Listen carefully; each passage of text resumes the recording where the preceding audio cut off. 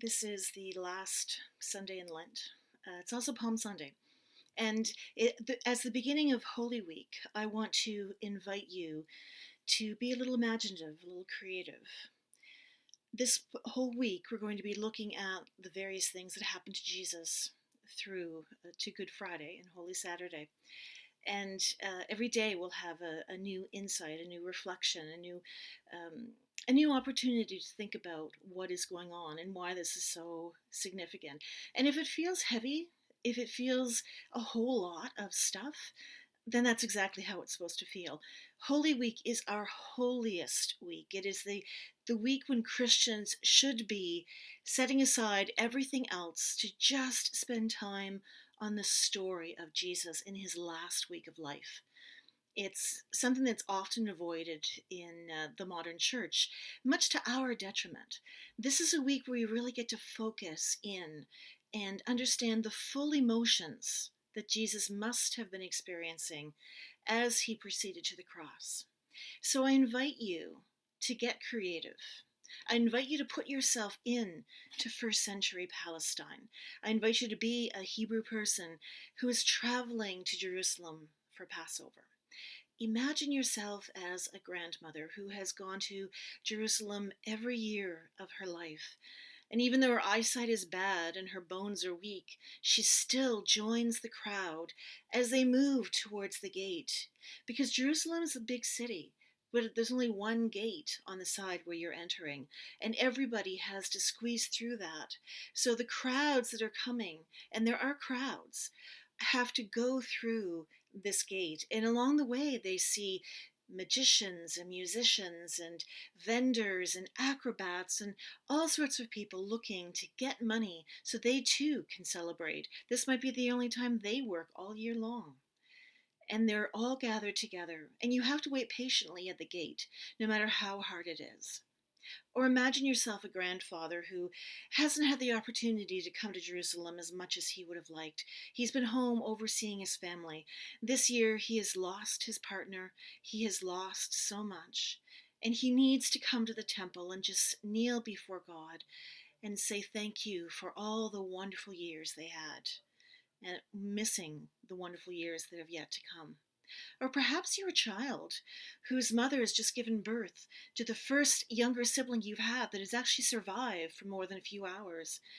You always have wanted to go to Jerusalem, but never thought it was going to happen. This year, your aunt and uncle say, "Come with us to give your mother some time." And you collect your favorite toy, because surely that value will be seen by the temple priests as you offer your toy in sacrifice, praying and hoping for the life of your young sister. Or perhaps you are a young woman whose disease has just decimated her family and her betrothed, the one she had just been promised to, and they were waiting the year to finalize their marriage. He didn't survive, nor did most of your family. And you come to Jerusalem because the pain is so great. You just need to be someplace where you can lay it down. And the temple has always been the promise of hope in your life. Or maybe you're the youngest son, well apprenticed, but now you have to go out on your own because there's not enough work where you live. You know, Jerusalem attracts a lot of people. So even though it's just Passover, and you might have to move on to another community, you can at least find other people who might help you find work, might help you find a home, might help you find a life that you can't find in your village any longer.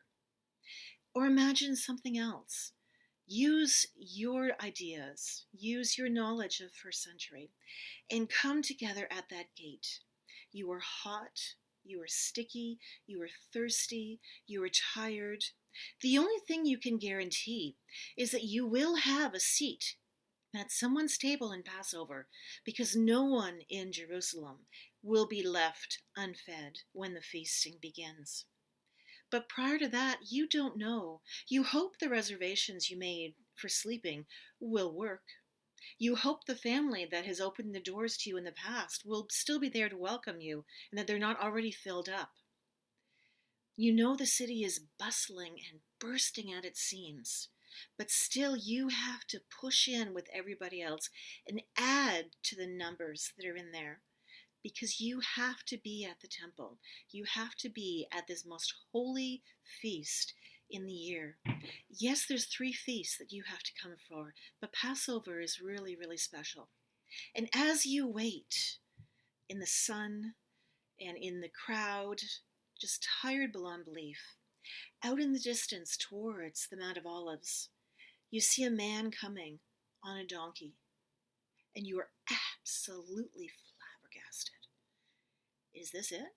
Is this the Messiah? Am I actually here to watch it happen? The promises of Genesis, the promises of Maccabees, the promises of Zechariah and Jeremiah and Isaiah and Ezekiel and everybody else. And here's this man coming on a donkey. And he's coming with his followers. And people are starting to take off their coats and put them on the ground. This has got to be the Messiah that we've been waiting for. And he comes in to the crowd with us.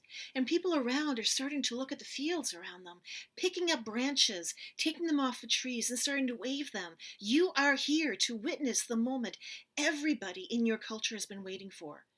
This was how you got rid of the Greeks 2 centuries before and cleansed the temple and brought back worship. You'll get rid of the Romans the same way, and you are here to witness this.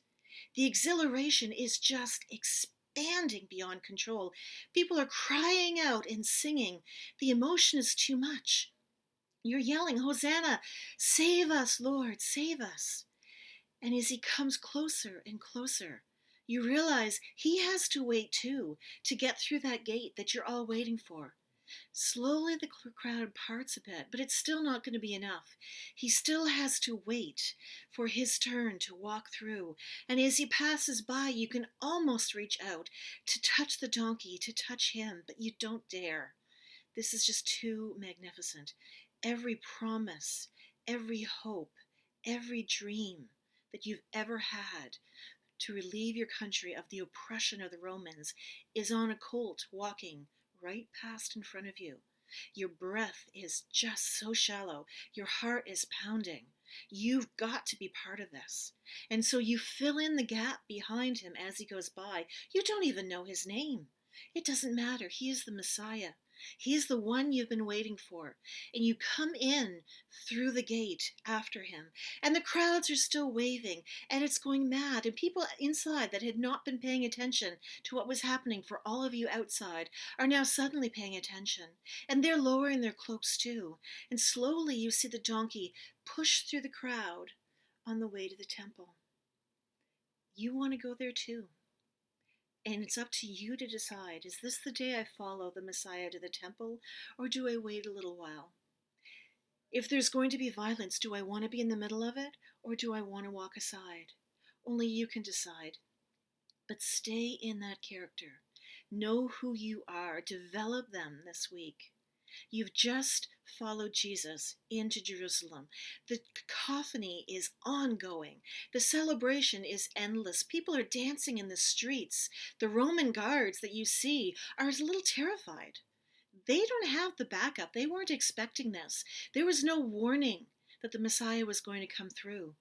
The priests in the temple are also standing a little scared, because they know with the Romans guard there and with the crowd celebrating the way they are, things could go bad really fast. And they have to find some way to contain it. They don't care that this person is presenting as the Messiah. They haven't got time for that. They're interested in keeping peace so that Jerusalem does not become a war zone at Passover. You make your choice to go or to stay following.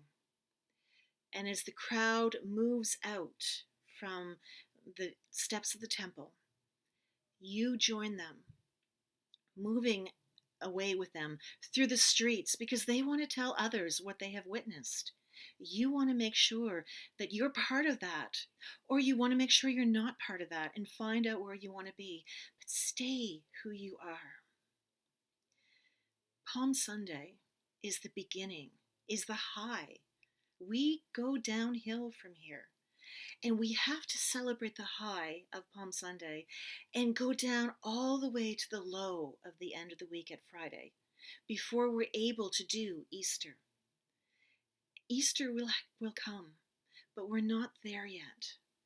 We're at the temple, and as Jesus enters the temple, he looks around and then he decides, it's dark.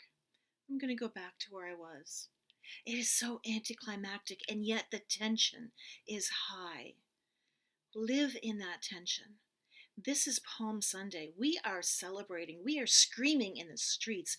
We are waving branches as high as we possibly can.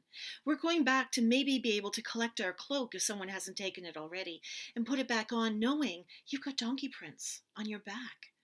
How majestic that is. The stories that you're going to tell to the people back home and to the people who you were visiting with when you arrived.